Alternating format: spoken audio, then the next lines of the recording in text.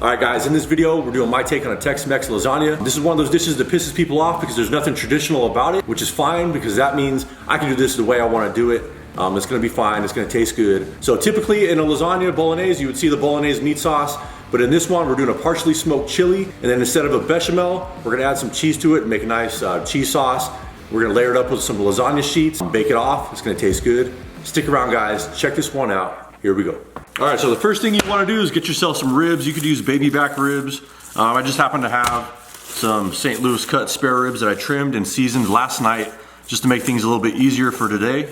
So these have been sitting in the fridge overnight. All I'm going to do is throw these on the smoker, 225 degrees. I'm not even worried about any color or any tenderness because I'm going to throw them in the pot of chili and let these braise and cook until they're fall off the bone tender after. And that's going to be it. So obviously use whatever smoker you got. I got the pellet smoker right here. Like I said, 225 degrees.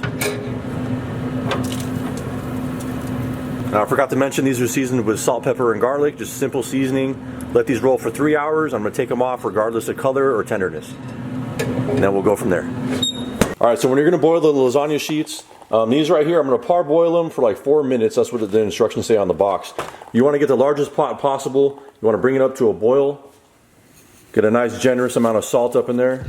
So I'm going to do batches of 1 box at a time. I'm going to gradually add the pasta in the water. And what you want to do is make sure the water is moving consistently, just so the pasta sheets don't stick together. And I just mix it around like that.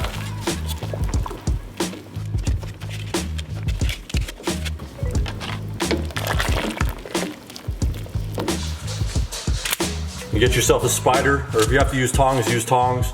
But lay these out on some parchment paper so nothing sticks.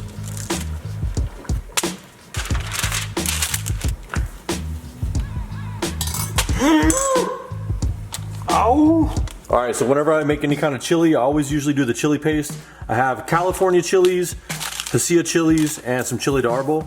And all I'm going to do is just toast these off in the pan till you get a tiny bit of color on them. It's not going to take that long, and then I just throw them in some hot water. Let them steep for like 5-10 minutes till they get soft. Throw them in a blender, and I'm going to blend them up with about a cup to a cup and a half of liquid just till I get a good chili paste. You know, all the ingredient amounts for the chilies and everything I'll list down below just so the video goes by a little bit quicker. It's just going to be easier like that. Alright, got all the chilies in there. About a cup and a half of beef broth.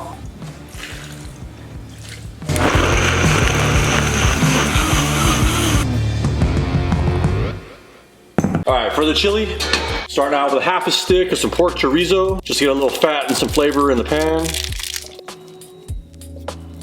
We'll put a little avocado oil in there. 2 pounds of ground beef.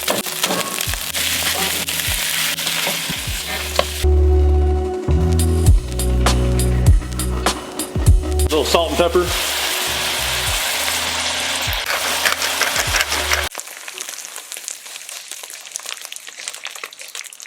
Going in with the vegetables. So this is a combination of onions, poblano peppers, garlic. There's a little bit of serranos and jalapenos in there also. A little more salt and pepper. Got a few tablespoons of some tomato paste. Give that 2 or 3 more minutes. Just cook that out. A little bit of some Mexican oregano going up in there. And deglaze with whatever beer you want to use. I got a Modelo. We'll throw up in there. Just go through and clean the bottom of the pan. Scrape all the stuff off the bottom. A little bit of Worcestershire sauce. Got our chili puree. Half a can of crushed tomato. I forgot, I'm gonna put a little bit of cumin in there, maybe like a couple teaspoons. Alright, so now I got those ribs that I smoked for 3 hours. I split them in half. I'm just gonna set these in and let these braise in the chili.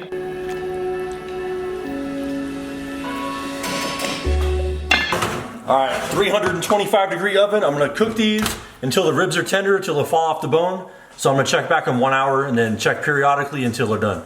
For this cheese sauce I'm gonna do equal parts flour and butter. We're gonna do a roux. I got 3 tablespoons of unsalted butter, 3 tablespoons all-purpose flour.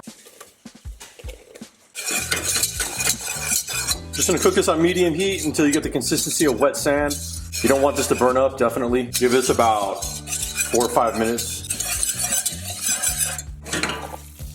Slowly add in some milk. It's gonna be about 3 cups. All right, after that's cooked for a few minutes, I got a combination of pepper jack and some Munster cheese. I just thought it would work well for this, but obviously you can use whatever cheese you want to use. Got the heat on low. I'm just gonna work the cheese in there. Just add the cheese in there until you get the consistency that you want. If it gets a little too thick on you, add a little more milk.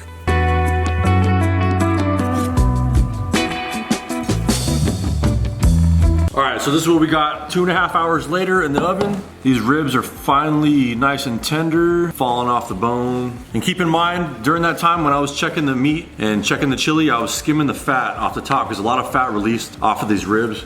So as you can see right here, a good amount of grease. So just keep that in mind. Ribs are pretty fatty, so you just gotta watch out for that. All I'm gonna do is just take the bones out and just shred this up and toss it back in the pot. And then we're gonna layer up the lasagna, and that's gonna be it.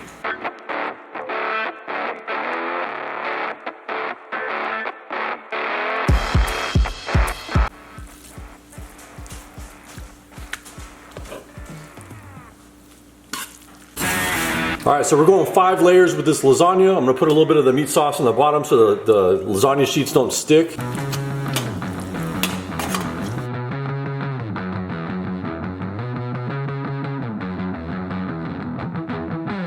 Gonna go back on with the sauce.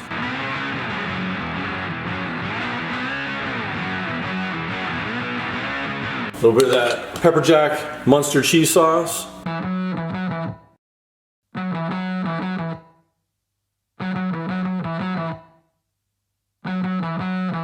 I got a little cotija cheese, because usually you'd see Parmesan in a lasagna, but this is Tex Mex style. Now I'm finished layering this up and we'll throw it in the oven.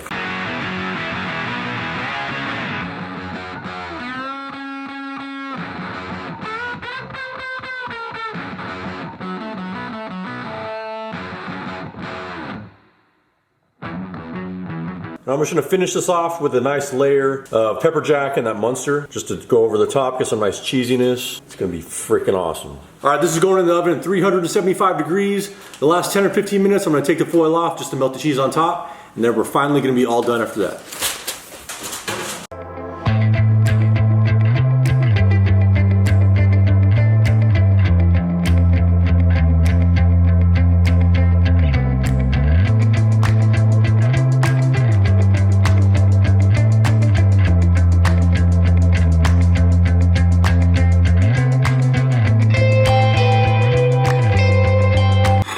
So there it is, guys.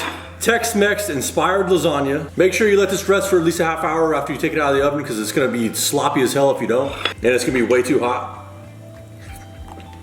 Dude, I swear to God, it's awesome. Beefy, cheesy, tiny bit of smoke from the ribs. I know this is one of those things that Italians are gonna watch this or they're gonna wanna punch me in the face for making this, but if it's good, that's all that matters. Also, if you don't even want to make this lasagna, make that chili. It's an easy recipe to do. I've made chili a million times on this channel, but there's a million different ways to do it. Put your own twist on it. Do it how you want. But if you made it through the whole video, I appreciate it. Thank you for watching. I'll see you on the next video. Peace out, guys. Thank you.